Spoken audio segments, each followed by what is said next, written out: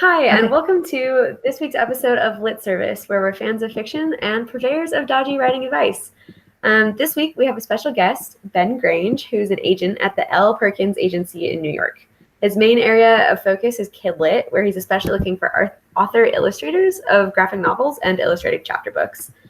Okay, I'm Chris. Oh, I messed that up. That's okay. I'm Kristen, and my plot twist is that I did my introduction last instead of first. I'm Caitlin, and my plot twist is that I've been dead this whole time. Oh my gosh. And this is Ben. You want to say hi, Ben? I don't have a plot twist. That is the biggest plot twist of them all. Yeah. Straightforward. How did that happen? As you can tell this week, hopefully you can tell, this week we're going to be talking about plot twists. Just a warning, we're going to try really hard not to spoil twists in popular works of fiction, but it might happen. If it does, we'll warn you. And honestly, if it's been out for like 10 years, we're probably just going to spoil it. So the way to start is, what is a plot twist? What would you define a plot twist as, Ben? I mean, obviously, the straight up answer is a change of pace at the end of the story. Somebody, a character specifically, coming out as something else that they're not, or that they haven't been throughout the whole story, or some mystery that the reader's been following along the whole time, and they think they have it solved in their head, and when they get to the end, they find out that actually it wasn't the way that they thought it was, or the mystery wasn't who they thought it was, and just, you know, all sorts of twists and turns that disrupt the reader's narrative flow throughout the book. Mm-hmm. I would agree with that. I think that twists are usually plot. I guess that is what we're saying, plot twists. Plot twists are usually like a reversal of what you expect. I mean, usually they depart from your expectations. And that's what's fun about them, because you spend, like Ben said, the whole book expecting something, and then you finally get to whatever the thing is, the big reveal, and it's not what you thought it was. I think it pulls the rug out from under you. I love that feeling. Like when I'm reading a book and when I hit that and I actually manage to get tricked, it's just like a glorious feeling. So when it's done right, it can be a really radical change in the direction the story is going. When it's done wrong, like, it's really bad. Yeah. Like that feeling that you're describing is like what you live for as a reader, especially as a professional in the industry. That's what you want to see in books that have you gripped until the end of the story. But if it's done wrong, like, it can just destroy a whole story. So yeah, it has to be done right. So I guess the question, banter from Ben over there, you're going to destroy everything. I honestly don't think that was hyperbolic at all. I agree. But I guess then what we need to discuss is how you go about doing a plot twist the right way, because I feel like there are a lot of wrong ways. So what are the key components to make it like a right plot twist or something that works well? I feel like the first thing is that it has to be set up. You can't just at the end of the book say, we've been dead the whole time, because unless it's been set up and foreshadowed, it's not like pulling a rug out from underneath the reader so much as pushing them off a cliff and maybe having them close the book. Yeah. And so I feel like there needs to be a setup that consistently feeds details to your reader that have a different sort of explanation, that then at the end of the book you can turn around and say, no, this is actually what was happening. Yeah. For me, I always think about like the reader-writer contract, where anytime you open a book, the author is kind of promising you that they're going to do things that make a decent amount of sense. And for me, if you don't set up a plot twist, that reveal can feel more like a next step in a really bizarre dream sequence than something that actually is like amazing. And so, like, Caitlin and I have talked about this a lot, but for me, 10 Cloverfield Lane didn't set it up appropriately because I hadn't seen Cloverfield. So I was missing a key piece of the component. So I was not the right sort of viewer for that. But spoiler alert, at the end, it's an alien. You spend the whole movie thinking it's a thriller, and at the end, the planet's under alien attack. And they kind of set it up. Like the main character, you just don't know whether to believe the bad guy / good guy / whatever or not. And he talks about aliens and nuclear attacks and a bunch of other stuff. It's just that you don't believe him because he's a crazy guy who locked her in a bunker. That's fair. That is fair. On the other hand, one that did work for me is, spoiler alert, Harry's a Horcrux, because I feel like that one was very well foreshadowed. Well, I mean, but I was... Oh, sorry, Ben. Just to interject here, I mean, like, almost every single Harry Potter book has some sort of plot twist in it. And it's because J.K. Rowling loves to write mysteries. And that's really apparent from book 1 onward. She loves to set things up and have the reader ask questions, and especially have Harry and his gang ask questions throughout the entire series. That's like what it's built on, is asking questions and trying to figure out who's behind what. And so, I mean, a plot twist, specifically plot twists, you'll see them most often in mysteries, in stories that involve some sort of discovery process. And so, I mean, they can happen in other stories, like in 10 Cloverfield Lane. I mean, I haven't seen it, but we just spoiled it for you. Sorry. Yep, sorry. It doesn't sound like a mystery, but you can have that sort of plot twist at the end if the reader or the character or somebody involved doesn't know exactly what's going on behind the scenes. But in like every detective show, like Bones or iZombie or anything like that on TV, you see so many plot twists happening because they're really easy to set up when you've got a whole mystery with lots of people involved. I think going along with that, especially in mysteries, the fact that there's going to be a twist is usually set up by lots of, lots of smaller twists that happen, leading up to it. And you do that through red herrings and misdirection. Yeah. And honestly, sorry, just one more thing. Like in cop drama, in detective shows and stories, people who read those books and watch those TV shows are expecting those things. So those things are the setup that they're looking for. They want to see the red herrings. They want you to try to fool them because that's the kind of media that they consume. So they know it and they're expecting it. And if you can't deliver that, then it's already a failed plot twist.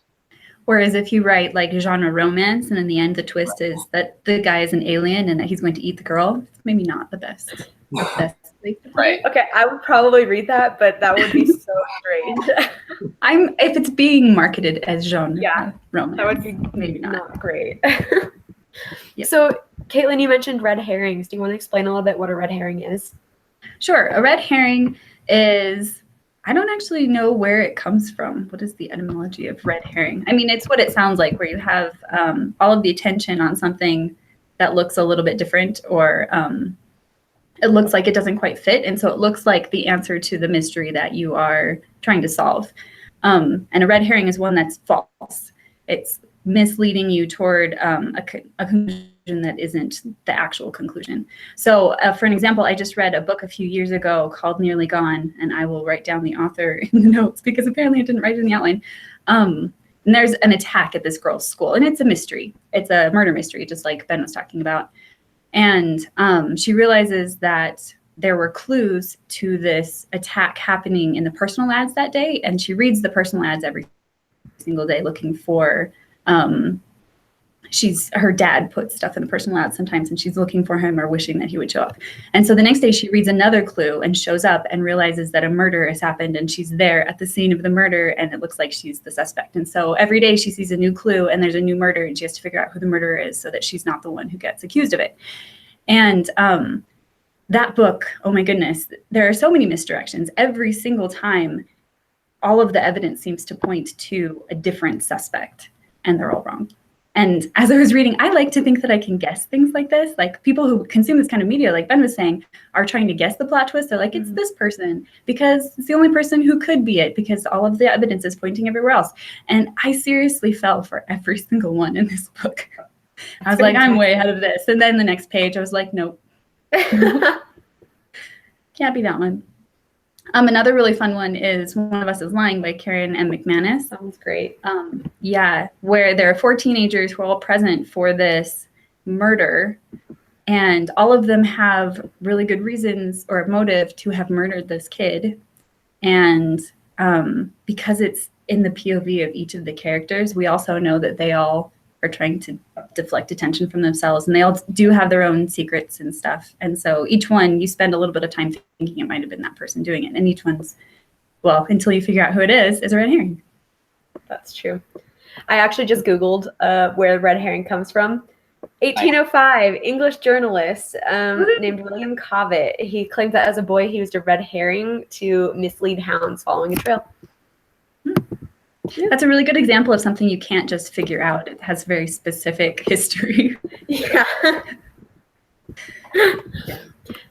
I was actually going to just say that because I also Googled origins of red herring. So yeah. We like a solved mystery. What can we say? And the twist is, it's real. The twist is we both Googled. The twist is there's actually no such fish as a red herring. That is a twist. Maybe that's why it's red herring, because it doesn't exist. And so all of the red herrings are things that I'm not going to finish that thought because I'm just going to sound even more not thought out. I didn't know where that sentence was going. I understood what you meant. It was okay. Thanks for being so nice. So, Kristen, you wanted to talk about a series of unfortunate events. Oh my gosh. Oh yeah. I don't know that this is necessarily related. It's just a really funny gag that a series of unfortunate events did this second season. Basically, there's a big auction going on, and everyone is trying to find the Quagmire triplets who are supposedly hidden in one of the objects that's on sale. And so there's this giant statue of a red herring, like literally it's a herring that is painted red and it's huge and it looks like you could hide 2 people in it maybe, but it goes on sale and it gets sold. No one cares about it. And then there's a huge cardboard box that has like, it's like labeled like this side up and it has like obvious air holes in it. And so everyone assumes that's where the kids are. And so they start like bidding on it. But the red herring is not actually the red herring. It's the box that's the red herring because the kids are in the red herring. It was really funny, but yeah, if I was little, that joke would have just gone like whoo over my head. But you had to Google what a red herring was. I probably would have had to, yeah. But so we went through a couple of other ways that we can kind of redirect when we're building a plot twist. And so one of the ones that we were talking about is planting clues that seem to be explained by or applied to something else. Do you feel like we already talked about how important that is or how to do it? We could probably stick in an example. Like Sanderson is really good at this. I mean, he loves plot twists and always seems to have a solution that is completely different. Like one of my favorites, which I will not spoil, is in Warbreaker, where there's a twist about who the actual bad guy is. And I thought that one was really well handled. That is a good one. Or, I mean, the thief is always my favorite example. And I don't want to spoil that either, but you think one of the characters is a certain type of person. And then at the end, all of the clues realign and you realize he's a totally different type of person. And I think that one does a really, really good job. Every book has some massive twist in it that you didn't expect. Oh, the whole series? Yeah, throughout the whole series. Mm-hmm. So the way you can go about doing that is, I guess we kind of already talked about this though, like the subtle foreshadowing. You just have to make sure all of the clues are there and that you can't put them together without like a key clue at the very end that will then present the twist. Yeah. I think something that's really important to remember though, because at least for me, when I go through, if I have like a plot twist in mind, a lot of times it doesn't occur to me until later, or so I'll be like really heavy-handed the first time, or I'll be too subtle about it. And so it's kind of like finding that balance where you want to make sure that like you can add in foreshadowing later. Like it doesn't have to be perfect the first time around, which is really nice. Just on that note though, I always remember what Sanderson told us about like having an unreliable narrator, where if it's a first person unreliable narrator and that narrator is like withholding information from you, it's the narrator that's a jerk. But if it's like a third person like omniscient narrator that's withholding information, the author comes off as the jerk. So it's just like being really careful about the way that that information is delivered to your readers. I think more than just being a jerk, it's like if your point of view character is the narrator and they're deliberately withholding information from the reader, I mean, I guess it can be done in some circumstances, but it's like under what circumstances is it appropriate for that character to withhold the information from the reader? If it's in their head, if the story is from their point of view, then it's just like, why keep that information from the reader? There's like in my head, there's no logical explanation for that. It's true. I've seen it done though. Like in Trader's Kiss by Aaron Beattie, which just came out this last year, there is a character who is not who you think he is, who is a POV character. And it was borderline for me. Like it almost made me annoyed that, yeah. But I guess it was the mystery, like figuring out who this person was, I guess. Right. So in that instance, if it's like intricately tied to a specific point of view character's personality, that's one instance where it could really work. But if it's like the entire book, if it's just one point of view, I can't see that working really. Mm-hmm. Well, and also that's a really good way to get somebody to put down your book, is feeling like you're withholding information just for plot purposes. And if the reader can feel that, like they're not going to keep reading. Well, honestly, I mean, that's something that I get all the time just reading the first few pages from authors, is that even if it's not a mystery, even if it's not a first person, or even if the information doesn't have to be withheld, authors will try to withhold information just to try to engage the audience and keep them interested and to keep them moving forward. But it actually has the opposite effect. It makes us want to put the book down. And that's just something that I see a lot of. Speaking of things you see a lot of, what are fun plot twists that are way overdone, Ben? Fun plot twists that are not fun ones because they're overdone. Either way. Okay. Some plot twists that are overdone. I don't know.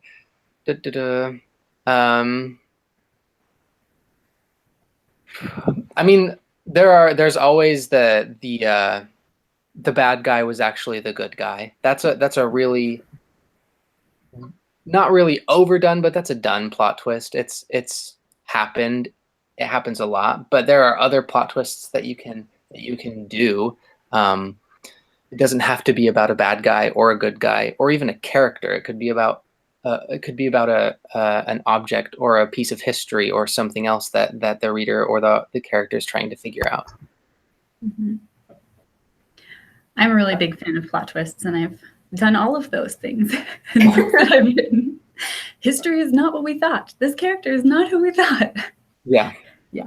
I think the plot twist that always stands out to me, if there is a missing royal mentioned in a young adult book, that missing royal is going to show up and is going to be among the main characters, like undoubtedly. Not always, but yeah, that's a really common one. I don't know. I can't think of anywhere missing royal is literally just missing. Like inevitably it reappears. Yeah. I guess that makes sense, because otherwise they wouldn't make such a big deal about it and it wouldn't be part of the plot. That's true. Unless they died in a specific way that is relevant to the plot. I guess that relates to the idea of, like, I don't know, I guess Chekhov's gun, right? Where if you mention a detail, it could be an object or a person or something in Act 1, it's going to become important again by like Act 3. So I guess it just goes along with conservation of detail. Like, we don't need to know that somebody is missing unless they're going to reappear or die. You don't want to make promises that you aren't actually going to fulfill. Yeah. Another thing that we were going to talk about is twists that create more tension versus twists that resolve tension. And then you had an example for that. Actually, Ben, can you think of anything in particular or do you like one of those more than the other? A twist that resolves rather than making things worse. let's see. Put you on the spot here. Yeah, well, I mean, if I had thought about this before, I might have been able to come up with one. Just off the top of my head, the twist that resolves the story. I mean, I'm looking at your note, and that's the only thing I can think of right now. You can say that one if you want. Well, I mean, you wrote it, so you go ahead and say it. I don't know which note you're looking at. Well, okay. The Sixth Sense or Arrival. Yeah, just in the Sixth Sense. Like that is absolutely a resolution. Like, and it goes back to that cliche that we were talking about, is that he's been dead the whole time. I mean, sorry if you haven't seen the Sixth Sense yet. It's been a while, I think. If you were going to see it, you would have by now. Yeah. But it's just, oh, he's also dead. That's why he's seeing the dead people. And that resolves the story rather than making things worse. I think, at least for me, I can think of a lot of movies where the twist resolves stuff, especially like horror films or like suspenseful movies where like A Quiet Place, that one's really recent, but that one has a twist that resolves. Yeah, don't even spoil. Yeah, I haven't seen that one yet. I won't say anything. Or an older one would be The Others, which has a twist that resolves, or The Village. Yeah, The Arrival, The Village, all of these things have a twist that provide the resolution. Yeah. I feel like somebody, was it you, Kristen, said that that's just an M. Night Shyamalan thing. Oh, it totally is. Yeah. I personally really like twists that escalate tension, though. Me too. Chaos Walking. I could talk about this series forever just because I love it so much. But the ending of every book is basically a twist that escalates, where like at the end of the first book, they realize that what they've been working for all along can't happen the way they want it to. At the end of the second book, instead of just facing one problem, they're suddenly facing three much more serious problems. At the end of the third book, something even worse happens. So it's just like a constant, I was not expecting this, and things keep getting worse and worse and worse. And it kind of at least for me, it pulled me through and made me keep reading, because I don't know, I just kept expecting something to resolve, and it never did until like the very, very end. And it worked for that series. I think that's something that's employed a whole lot in series, though. Like the end of Catching Fire in the Hunger Games series is a big twist. And I think that's it's not always a really great way to keep readers' attention going. Like if you have a twist that then leaves a cliffhanger, but it works for some people. I mean, I think Suzanne Collins did okay, so you know. Yeah. Just like slightly okay. Anyway, should we move on? Yeah, so I guess, is there a specific point at which you want your readers to be able to guess your plot twist? Should they be able to keep up with you? Do you want them to be completely like surprised? Is there like a best way to handle that? I mean, that's completely, I don't think that's an answerable question, because that's assuming that every reader is on the same playing field, high intellect or low intellect. I mean, if they're reading and they're involved in your story, no matter, I guess, how intelligent they are, how perceptive they are, some of them are going to be able to keep up with you. Some of them aren't going to be able to keep up with you. Some of them are going to try really hard. Some of them aren't going to try at all. And so I don't really think we can answer that question with a solid yes or no answer. It's, you want to deliver the best plot twist you can so that the people who are trying to figure it out can feel a sense of satisfaction or disappointment if they did or didn't. And for the people who aren't trying to figure it out, that they won't get completely annoyed with you once the plot twist happens. I feel like for me, so I'm gonna argue with you just a little bit, Ben. Oh, go ahead. I feel like in shorter forms of fiction, like if you're watching a TV show, a lot of times the twist, like in a cop drama type of thing, usually is revealed like as you figure it out. Like I've been watching Psych as I've been doing the dishes for the last little bit, and those ones are always like Sean Spencer's like, I know who it is, and then you don't know until he goes and confronts that person. Right. And so you're finding out along with all the other characters, except for Sean Spencer, the psychic, who is not really psychic. But I feel like in books, what I really love, and this might just be me, is when I figure it out about 2 paragraphs before, or like the chapter before it's revealed. And so I have all of the anticipation / like worried that that's really what's going to happen stuff. I feel like with longer narratives, that's more like the sweet spot. But I guess you are right, though. You can't like assume that your readers are going to put that much attention or effort into your story. Right. I mean, I'm not a big fan of bundling readers up into one specific group, because you're going to have all types of people reading this book for all types of reasons. So some of them will, some of them won't try to keep up. That's true. And some people like being surprised, and some people like, the mystery. I mean, for me, I like to read books, and if there's like a clear mystery, then I will try to figure it out along with the detective or the character. But if it's not like a true mystery, if there's just some details, like for example in Harry Potter, when you just mentioned that earlier, that Harry's a Horcrux. How many people actually figured that out beforehand? I'm sure some people thought of that, and some people were expecting that to happen. But for me, when I found that out, I was so surprised, and I loved that surprise. That if I had been like obsessed with it, I don't know if I would have loved it as much. So I like to be genuinely surprised in stories with plot twists when I'm not actively looking for them. Just on the topic of the Harry Potter stuff, when I was growing up, I had a bunch of books that were like analyzing like every sentence in Harry Potter. It was like, what's going to happen in the next book? So I have them for the 4th book when it came out, for the 5th book, for the 6th book, and for the 7th book. So at least for Harry Potter, I was definitely one of the readers that was very invested in figuring out what was going to happen. Yeah. Awesome. Well, I mean, no matter what type of writing podcast or lecture or class that I'm involved with, I always mention Harry Potter, just because she does things so well in every single book that whenever somebody asks a question or whenever a specific topic's brought up, I'm always like, well, look at Harry Potter. Look how she did it. She did it brilliantly. So just emulate that. Always applicable. Yes. It really is. We should probably move on. Oh, did you want to? No, I mean, okay. Well, okay, sorry. I'm really struggling for words today. It's one of those days. So now is the part where we're going to move on and talk about a particular critique. Quick review of how we do this. We're going to try our best to be non-prescriptive, which means that we're not going to tell you what to do. We're just going to tell you what sort of problems we see. And we'll tell kind of what didn't work for us and maybe why. Though I will say that when we have editors and agents on, if they feel like saying, this is a problem I see consistently, don't do this, we're okay with that. That's true. Ben can be as prescriptive as he wants. Thanks. So quick summary of the submission.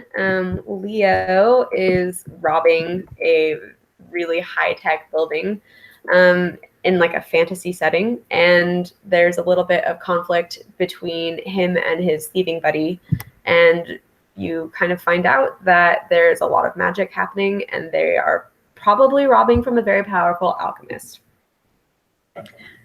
One of the first things that I really liked about this is that the world building is super cool. It seems very well thought out. It's like it's almost like the scientific, there's obviously going to be a whole lot of background. It reminds me a little bit of The Name of the Wind, where you have science and magic mixed together, which I'm assuming we didn't like see a whole lot of it. We've just gotten hints, but I feel like it was very well done. I wasn't overwhelmed by the amount of world building. I was just really interested to see more. I was going to say the same thing. Like, for me, the biggest thing that stands out here as a positive is the world building and the magic and the systems and the creative devices that are obviously made through this magical alchemy. I thought that was pretty creative, and I liked that. Yeah, I think there's a lot of good examples of details serving multiple purposes, where like when they break in, they see like trunks are painted with alchemically glowing paint, and so Leo wonders about like how much that costs. And so it tells us a lot about alchemy. It tells us about what's being stolen, about like alchemy's place in the economy. So just That anytime also you can tells make us, stuff. sorry, I was going to say that also tells us a lot about who the character is. Exactly. I mean, focuses on money. He's a thief. He's wearing old clothes. He doesn't have a lot of money. I mean, that's a pretty good character detail there. Yeah. But also we have some really great questions about him, because if alchemy is so expensive, then why does he have this snake that is alchemy magic? How does he get it? Because he has all those questions about his partner. He's like, how does he have all of that stuff? But then he has this really advanced thing too. Right. I could say that could be either a positive or a negative. Yeah. Why don't we know this yet? I mean, obviously, we're only like 5 pages in, 10 pages in, and there's room for reveal later. But that could be a positive or a negative. I think where I was reading it, I was like, I assumed that either he was or his brother is an alchemist, but we don't know that yet. So yeah, if it's not answered like pretty quick, I think I would have issues with that. Something that I liked, so I think it's really cool that Leo actually shares the senses of the metal snake that he's linked to, and that he constantly has to remind himself, like, what is a sense that he is feeling and what is a sense that the snake is feeling. I just think it was a nice twist on like let me use magic to animate this inanimate object system, and I don't think I've actually seen a lot of that before. Yeah, it's always nice to see new ideas. I mean, personally, I thought that metal snake was really, really well thought out. It was really cool to have this sort of familiar object that he can connect with kind of telepathically, but also it's like the snake isn't poisonous, but he puts this poison that I'm assuming he made up this specific poison for this world, but the snake can inject venom into its steel things, and he can knock people out with it. And I mean, it was just really, really, really well put together, I thought. Agree. I agree too. I really liked the back and forth between him and his partner. It's obvious that there's a lot of tension between them, and that they're not, they don't actually work together very often, and they don't trust each other. And I also like the hints that we might be going up against a rival alchemist, maybe. That's what my hope is, but that's just me projecting on this story. So yeah. There we go. Okay, is there anything else, or do we want to move on? Yeah, let's move on to things that might need a second look. Okay. Just going off of what you just said, I think even though this is kind of a tense moment, and we're building up to a possible feud that's going to happen between this shipping company, or I don't know, was it a shipping company? It felt like it was a shipping company in a warehouse with crates and boxes and things. Anyway, big rich company and these two thieves. I felt like there could have been a lot more just tension throughout the first chapter, throughout this first scene of thievery. There was a lot of the main characters getting exactly what they want and not really having much resistance. So that just seemed too easy. So I wanted more negative reactions from opposing forces. Yeah, I'll actually agree with that, because when the guards, these two guards first show up, Leo is so chill about their arrival and is like calmly thinking through things. And I couldn't decide if the guards were supposed to be a threat or if Leo wasn't concerned about them. And he like goes and he hides, which made me think I should have been worried, but Leo wasn't worried, and so I wasn't worried either. I think that if it shows that the character is really competent, but it also makes it really hard for us to see how dangerous it is actually. And so I agree. I would have liked to see some tri-fail going on here. Yeah, and we don't know a lot about who this character is, and he's like 15, right? Yeah. Mm-hmm. And so he must have like uber extensive training in this magic alchemy stuff. Already by 15 to be able to do what he does in this scene, it just seemed like there wasn't enough build-up or enough backstory or enough, maybe not even backstory, but enough knowledge about who he was as a 15-year-old boy who takes out these two armed and trained guards. That's like felt a little bit too convenient. Mm-hmm. Well, I mean, it either means that it's not actually that it's not a very well protected warehouse, even though he tried to make it sound like it was very well protected, or that magic stuff is not actually that hard to pick up, which I'm not getting that vibe that that's intentional. Yeah, I had a big question actually about. So there's a part where the metal snake like picks the lock, and I'm not certain I really understand how that worked because I felt like I didn't know how common the link was. Because if all it takes to open this door is someone with a link, then it's not very secure. And I can't imagine that this super powerful company with tons and tons of money would put their stuff behind a door that wasn't very secure. And if it is secure, I don't get how they've broken. So yeah, so I'm totally with that. Yeah. Just on the subject of things not really fitting, the beginning of the book with Leo's partner when they're on the roof looking through the sky. The skylight window. The partner, Leo's partner, is talking as if he's really, really nervous about what's going to happen. But his mannerisms and how he's holding himself, he seems super blasé, super nonchalant, super relaxed, and he's not. His words and his actions do not jive together, and that was bothering me. I would agree with that. I actually had an image of him like sitting on the edge of the roof, swinging his feet. Yeah. I don't know if he was actually doing that, but no, but I mean, like he sounded like he was super nervous about what was going on, and he needed it to happen like immediately. But then he was acting like it wasn't super important. I don't know. I agree. I think another big thing to be wary of is how much double stating there is, where Leo will think something, or there'll be something in the blocking, and then Leo will state it out loud. So I just think that could all just be tightened. Just like while the language is really nice and beautiful at times, there's just too much of it. I would completely agree with that. I think about half of my comments in this document were about sentences and paragraphs being overly wordy. For example, I don't know. I'm not going to bring up an example, but just some suggestions on that is just to tighten the work, go through and delete at least 10% of your chapter and tighten the paragraphs, tighten the sentences. There are lots of just throwaway words that you don't need in your sentences. For example, the sentence structure can be varied up a lot in the first page alone. Like the first paragraph has the first three sentences all start with the word the. And the first three paragraphs also all start with the word the. It's really just not varied at all. So the wording, the wordiness, all of that could be tightened and honed and fixed and just crafted.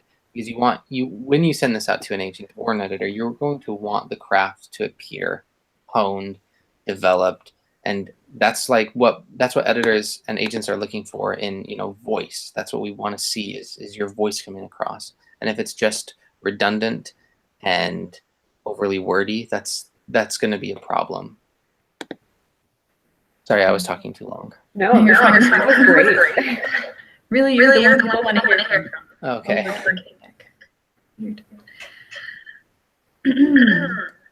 Well, I'm getting feedback with my voice. Yeah, is that weird? Did you unplug your headphones?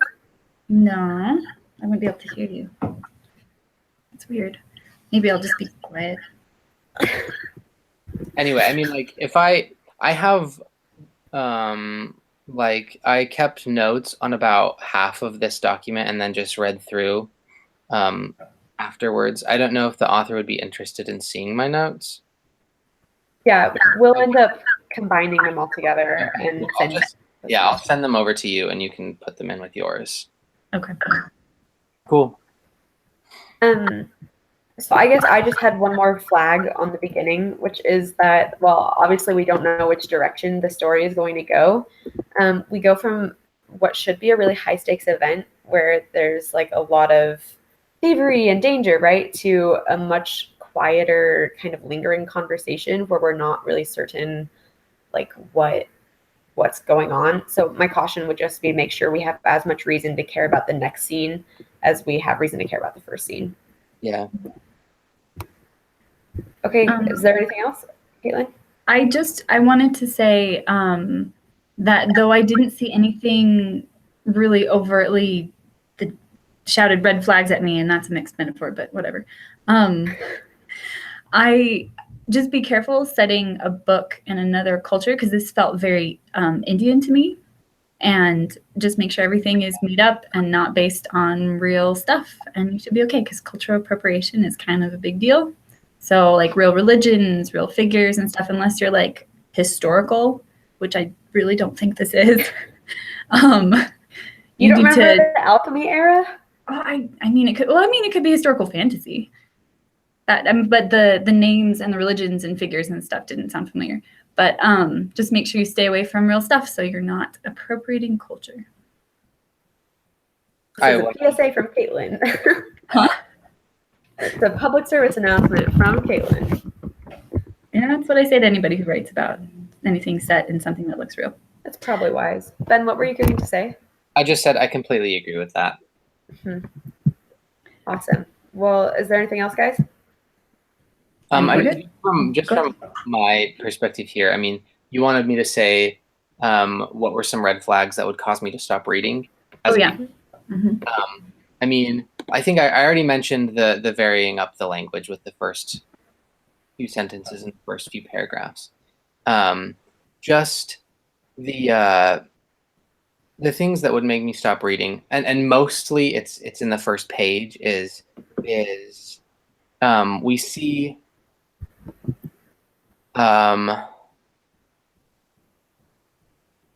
this main character. We start.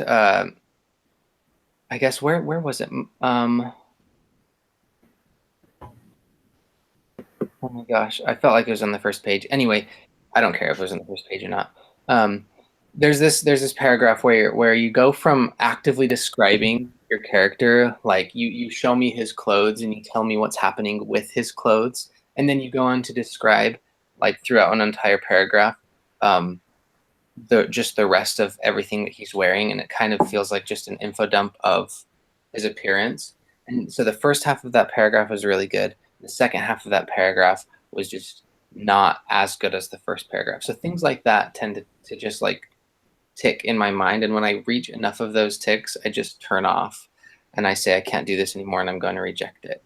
And so things like the sentence structure and the varying up of the words and the wordiness and the info dumping, those all just like ticked off in my head, and I probably would have stopped reading at about page 2 or 3 and not gone on because of all the things I mentioned. I mean, I wish I had time to read everybody's manuscripts from front to back and give them detailed critique, but that's not how this works.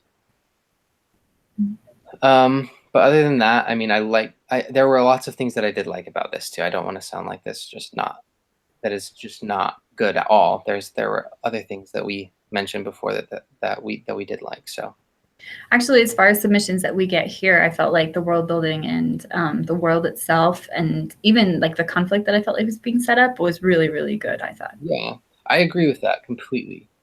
So definitely don't just abandon this and say nobody liked it on the podcast, so I'm gonna definitely like take what we just said and revise and figure out what was wrong and why we didn't exactly click with it, and then revise and try again. Yeah, that's the best advice ever. Revise. Revision is amazing. I'm so happy it's a process. Yeah, nobody writes things perfectly the first or second or even sometimes fifth or sixth time. So yeah, and if they do, we all hate them. That is a rule in publishing. You have to sign it in blood before you get in. Perfect. Yeah. All right, so I think that's all for today. Remember, if you'd like to submit your first chapter for us to critique, you can check out our website for details on how to do that. It's litservicepodcast.wixsite.com/podcast. If you want to see what we look like and the awkward faces we make and the mistakes we make when we're talking, you can check out our new YouTube channel. We're going to keep live streaming episodes in the future. And if you want to talk to us, you can find us on Twitter @LitService or on Facebook and Instagram at LitService Podcast. If you enjoyed this episode, please give us a star rating and review on whichever podcast app you use. This has been Lit Service. Thanks for listening, and we'll see you in 2 weeks. Thanks so much, Ben. Yeah, no problem. Thank you.